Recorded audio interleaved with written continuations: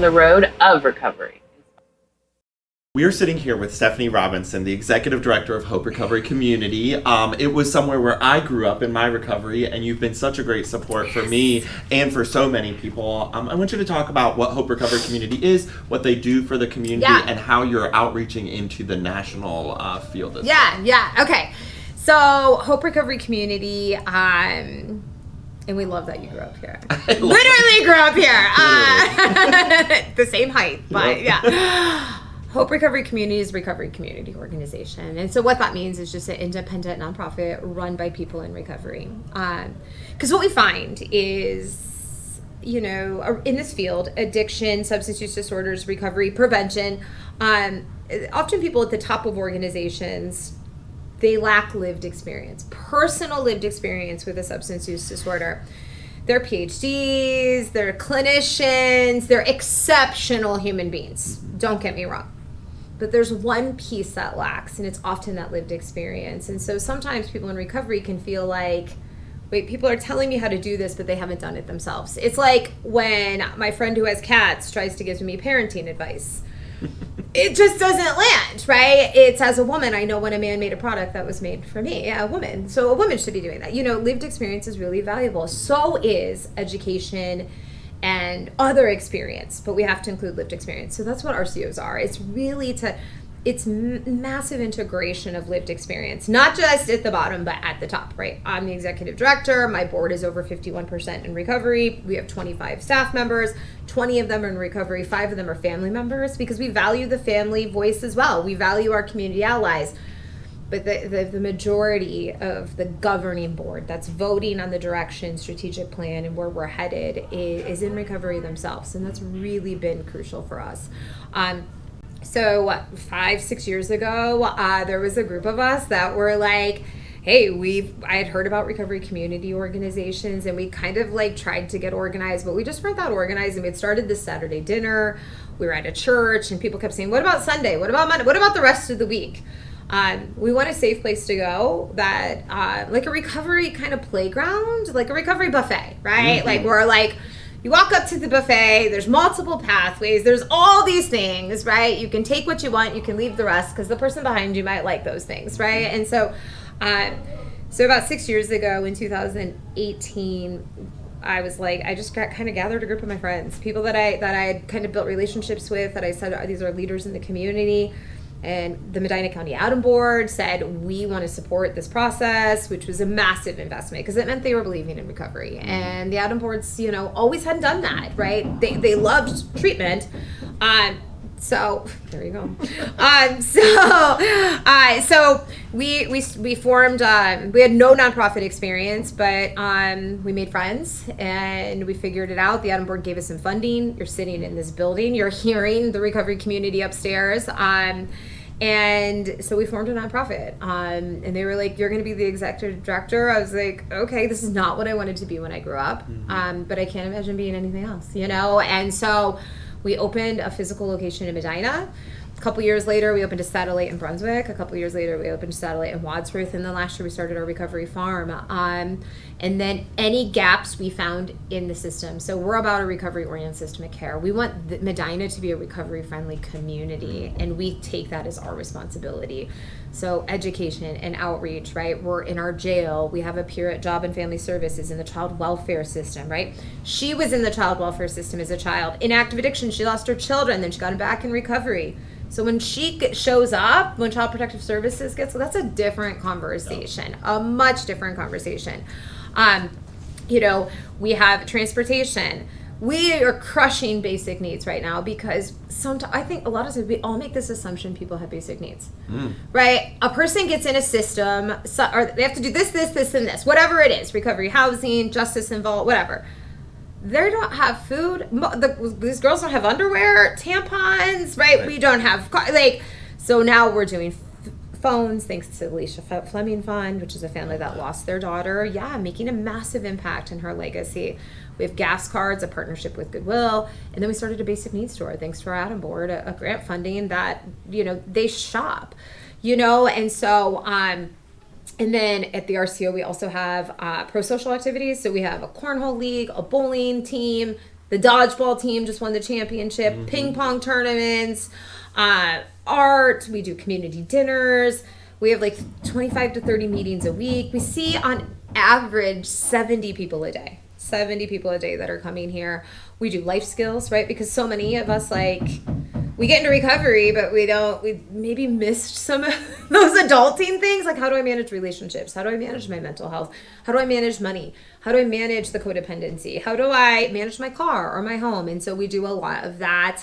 And then advocacy. So we do peer-based activity, education and outreach. And then the last part of the RCO is we do advocacy. So we're just constantly letting the state know, like, you know, what's working and what we could use help on. And so we're really involved there. And then at a national level, you know, we helped start the National Peer Recovery Alliance chapter.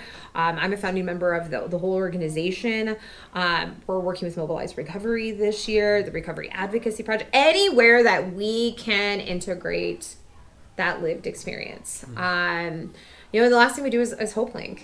And last but not least, because HopeLink will place 700 people in inpatient, outpatient, detox, and recovery housing this year. So it's a peer support, substance use disorder, like, helpline. Literally, you just call 24/7 and are like, I have Medicare, I have an open wound, I don't have transportation, I have 4 dogs, and I need to go leave my hotel in 1 hour. Can you help me? Yeah. Like, and we just break out our wands and we get to work.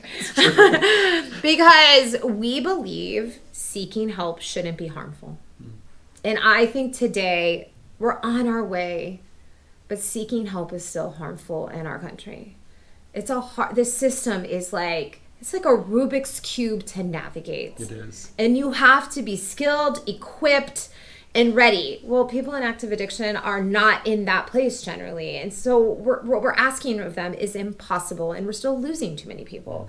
And so our navigation team is like, okay, you're still going to do like the calls you got to make. So you're going to do your part, but I'm going to do the heavy lifting behind the scenes. And we're not going to frustrate you, because that one call you made to us, that might be, you might have one more call in you. Yeah. And sometimes people call us and they're like, oh, I've called 25 places, you know, or they make me call every day. Like, what are we doing? So Hope Recovery Community is just this place for people in our community to just like recover like how they want. And it's just this, it's like the party house without drugs and alcohol. It's just that, and you can hear it upstairs. It's just a massive community of people in recovery, and it's working. So it's really cool. So I want to talk a little bit about how you brought the community together for the farm. Yeah. It's just really cool. It is really cool. It is. It's a cool story. Philip Titterington, the Medina County Adam Board Executive Director, was in the kitchen at the RCO a couple years ago, and he looked at me and was like, hey, you got any more bright ideas? And he was actually joking. And I was like, well, actually, you know, there's this farm in Cuyahoga, Aaron's farm.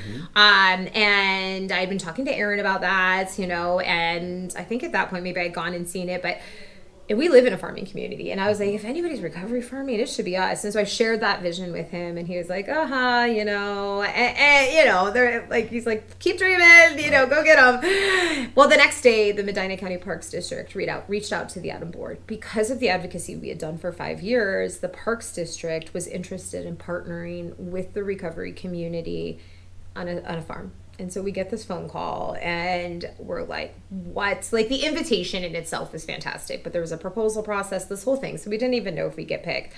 And then we did. We got picked. So we're in collaboration with the Parks District, which is a partner I never thought of. They have been, Nate Epping from our Medina County Parks District has been exceptional. We won like an Ohio Parks District award this year. That's so cool. Right? Like a table of recovery people at the Ohio Association of Park Districts. Like, you know, it was like such a moment. And so a 17-acre farm located 2 miles from our RCO. It's like in the heart of Medina, next to our hospital, right next to the Cleveland Clinic.